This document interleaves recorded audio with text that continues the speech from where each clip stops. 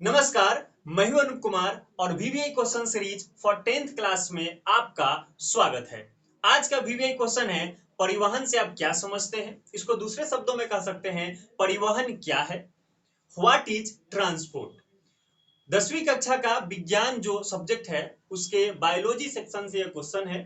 VVI question है, आमतौर पर इसको 2 मार्क्स में पूछे जाते हैं, पर यदि 5 मार्क्स में पूछे जाएं तो मैं आपको बता रहा हूं, उस बातों को आप अच्छी तरीके से समझ लेंगे तो 5 मार्क्स में उसको आप एक्सपेंड कर सकते हैं, क्योंकि जो मस्तिष्क में होता है एग्जाम हॉल में वही लिखा जाता है। आप अच्छे से पढ़ लो, पूरा वीडियो देख लो, दम हो तो भूल के दिखाना।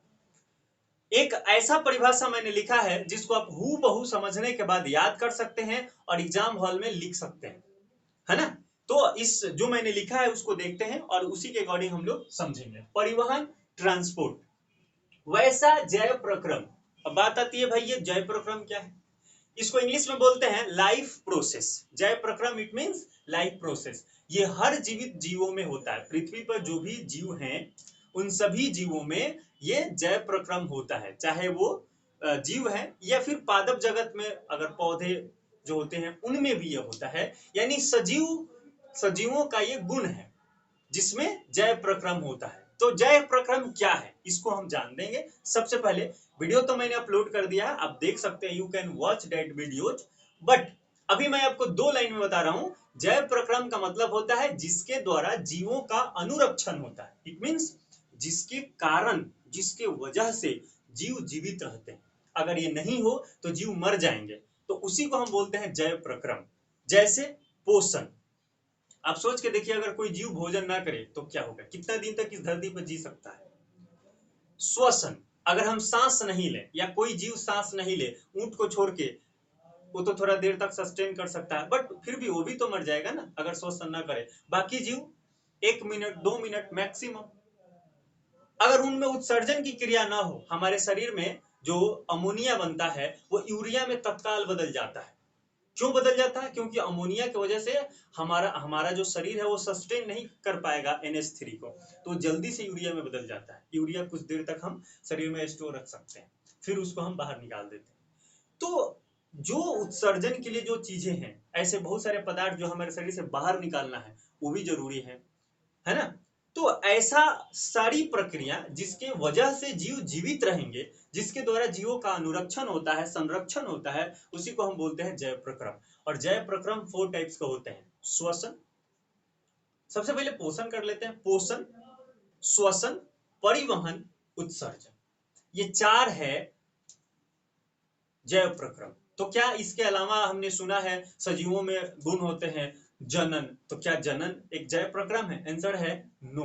अगर कोई जीव में जनन ना हो तो भी वो जीवित रहता है। जैसे ऐसे कई मैरिज कपल मिल जाएंगे जिनको बच्चे नहीं होते, तो क्या वो जीवित नहीं है?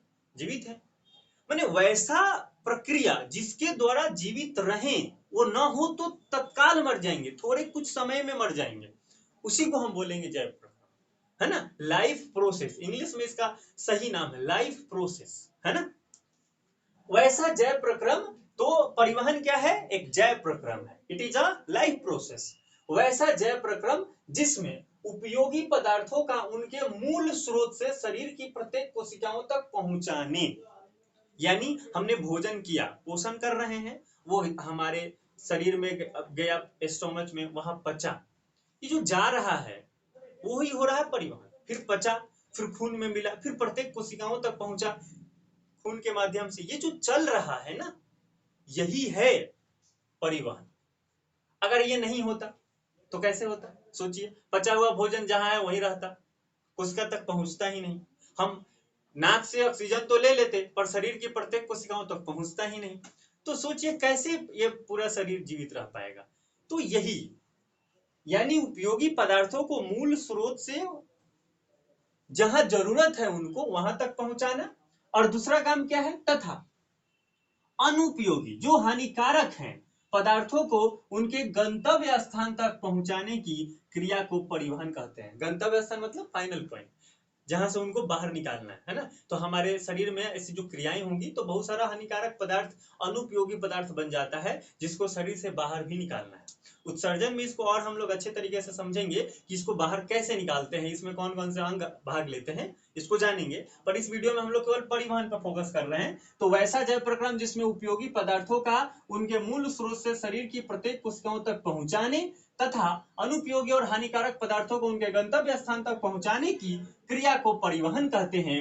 जीवों के शरीर में परिवहन के लिए अनेक अंग पाए जाते हैं, जैसे धमनी, शिरा, लसिका, हृदय, रक्त इत्यादि। जो जीव हैं उसमें परिवहन के लिए अनेक प्रकार के अंग पाए जाते हैं, और उस अंगों का जो समूह होता है उसको हम बोलते हैं अंग तंत्र। इन अंगों के समूह जो परिवहन के में सहायक हैं को परिवहन तंत्र कहा जाता है। इस अंगों के समूह को हम क्या बोलेंगे? परिवहन तंत्र। यानी कि वैसा अंगों का समूह जो परिवहन की क्रिया का संपादन करते हैं या उसको कंप्लीट करते हैं, उसको हम बोलेंगे ट्रांसपोर्टेशन सिस्टम या ट्रांसपोर्ट सिस्टम, ऐसे बोल सकते हैं। ठीक है, तो परिवहन तंत्र ये होता है। अब इसमें शरीर, जो मानव शरीर है या किसी जीव का शरीर है, जैसे शेर हो गया, चीता हो गया, बाघ हो गया, बकरी हो गया, हाथी हो गया, भालू हो गया, जो हमारे पृथ्वी पर बहुत सारे जीव देखते हैं छोटे बड़े, धमनी शिरा उसमें होता है। धमनी शिरा क्या है भाई? एक पाइप के समान संरचना होती है जिसमें खून आता और जाता है। इस खून को आने और जाने के लिए प्रेशर कौन देता है? हृदय। हृदय का काम है खून को पुश करना। रक्त यानी खून उस पाइप में, ये जो धमनी शिरा है, इस धमनी शिरा में खून चलता है, हृदय उसको चलाने के लिए उस पर पुश और पुल करता है। और आपको ये लसिका दिख रहा है, ये भी एक परिवहन में सहयोग होता है।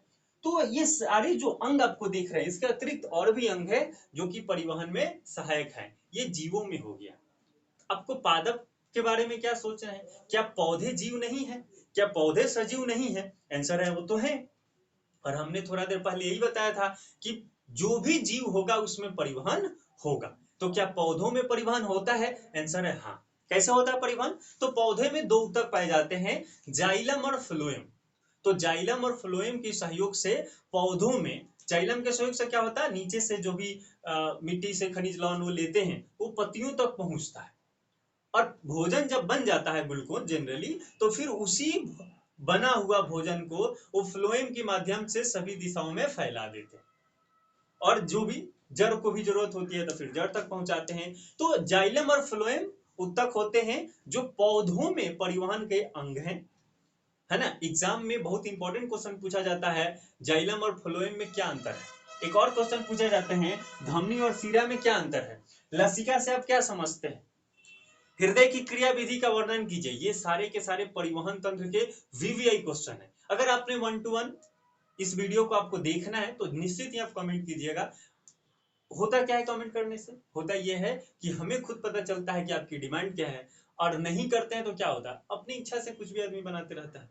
तो आपको भी पता है, जो चीजें व्यू, जिस पे व्यू आती है, जिसे देखा जाता है दुनिया में, जिसे पसंद किया जाता है, लोग उस पे आगे बढ़ते हैं, है ना। तो आप कमेंट जरूर कीजिएगा, है ना, अपने दोस्तों में शेयर कीजिएगा, इससे मोटिवेशन मिलेगा। अगले वीडियो में मिलते हैं फिर किसी वीवीआई क्वेश्चन के साथ। तब तक आप जम के पढ़ाई कीजिए। जय हिंद, जय भारत।